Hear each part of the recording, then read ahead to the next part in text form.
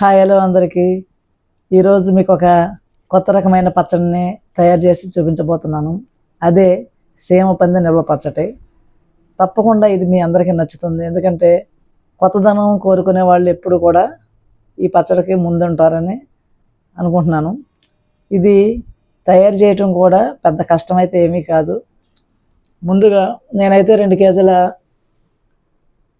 సీమ పంది మాంసం తీసుకున్నాను.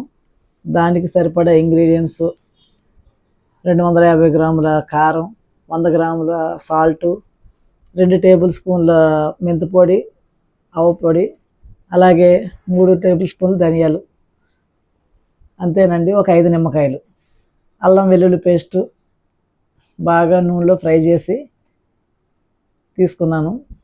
అంతే. దీంతో సింపుల్గా మనమైతే సీమ పంది మాంసం పచ్చడిని తయారు చేసుకున్నాం. దీనికోసం ముందుగా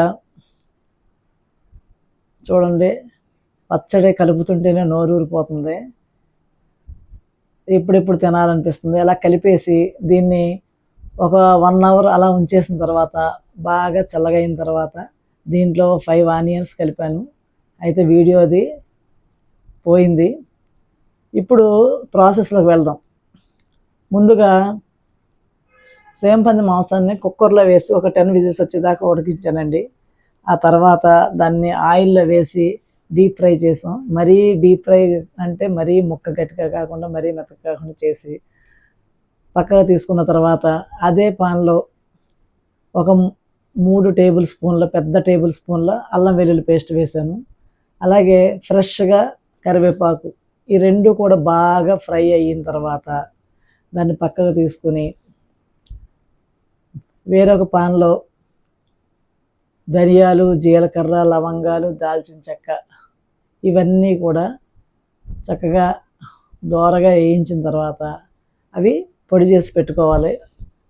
దీన్ని పచ్చడిలో కలిపాం. పొడి చేసిన దాన్ని మనం పచ్చడిలో కలిపాం. ఆవాలు, మెంతుల పొడి కూడా 2 టేబుల్ స్పూన్ కలిపాం. అది కూడా నా దగ్గర ఆల్రెడీ ఉంది కాబట్టి నేనైతే చూపించలేదు. అంతే. ఈ వేడి వేడి అన్నంలో ఈ పచ్చడి వేసుకుని తింటే చాలా బాగుంటుంది. నిమ్మకాయ కలిపిన తర్వాత నేనైతే బాటిల్లో వేసి పెట్టాను. ఒక పెద్ద బాటిల్ అయింది, 1.5 కేజీన్నర పచ్చడి అవ్వచ్చు. చిన్న బాటిల్ కూడా 2 బాటిల్స్ అయినాయి. పెద్ద బాటిల్ ఒకటి, చిన్న బాటిల్ ఒకటి.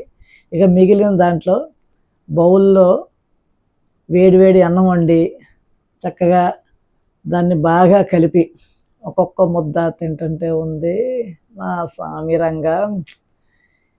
ఇక ఈ జీవితానికి పచ్చడి ఉంటే చాలుగా ఇంకేమీ అవసరం లేదు అనిపించేలాగా నోరు ఊరిపోతుంది.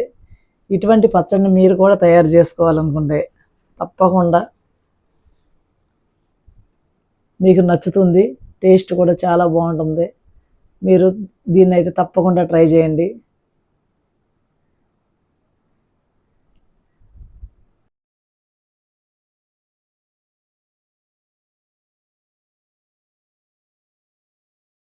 తప్పకుండా ట్రై చేయండి. అలాగే 3 రోజుల తర్వాత మళ్ళీ బాగా కలుపుకొని ఉప్పు కారం సరిగ్గా ఉందో లేదో చూసుకోండి.